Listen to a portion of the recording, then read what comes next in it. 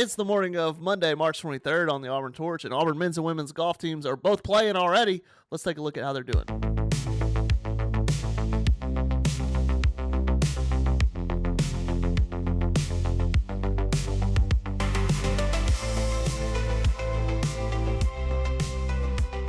Today on the Auburn Torch, your boy's got a runny nose. Apologies for that. Hopefully it doesn't sound too bad.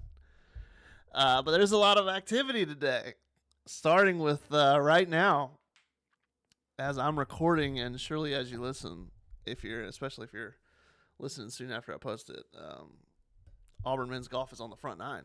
They're already playing. Men's golf starts today. Women's golf starts today. Two different tournaments. We'll take a look at both of them. So far, everybody's got a birdie for Auburn.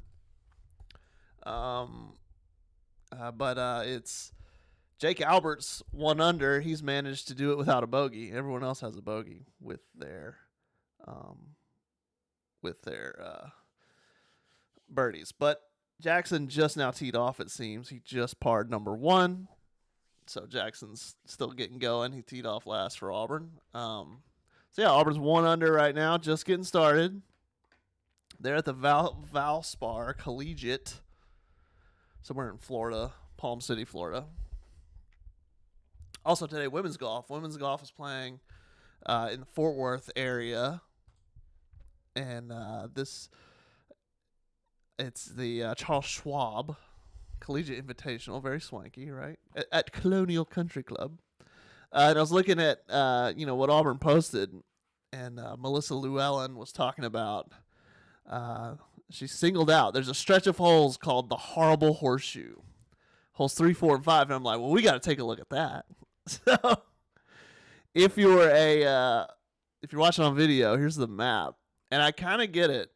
I kind of get it. It's up here, 3, 4, and 5. If you're watching, and number 3 is like this dog leg. I think you call that dog leg, where it's got a bend in it. But it's a par 4. Like usually you think that might be a par 5, but no, it's a 383-yard par 4 with a big bend in it. And then a little par 3, 247-yard par 3. Easy to get looks like a couple sand traps up there, so easy way to get a bogey on that. And then a 481-yard, more straight ahead, par 5. And she's Melissa saying in her, it's just really challenging, and we challenge within the team to play those. If you get 1 over, here's the exact quote: "We always have a challenge within the team to play those holes at 1 over par because it's such a treacherous stretch." Last time they played it great. So that was the key to the golf course, getting off to a good. So anyway, that's the challenge Auburn women's golf faces today. Also today we will be waiting on Auburn gymnastics postseason. Elsewhere later this morning we'll be waiting on their postseason positioning. The NCAA regionals, they will be in regionals. We got a pretty good idea of where they'll be going, but it's not official till it's official because they are not a seeded team. So there is some committee decision going to be made. We will see. That should be around 11 o'clock. I'll let you know as soon as I'll let you know. Just stay tuned to AuburnTorch.com. And another note on men's and women's golf: they're both playing 2 rounds today. They're both playing 36 today. So no matter what time you're listening to this, so you can probably go to the live scoring and follow where they're at. And then at 5 o'clock tonight, softball hosts Florida A&M. They were off all weekend, so from SEC play, so they can get warmed back up. Weekend pretty much just didn't go the way Auburn would have wanted. Track and field did good, but women's tennis lost that showdown at Georgia. That's a discouraging one. This is how you get tested. Your medal gets tested. You got to see how you're going to bounce back.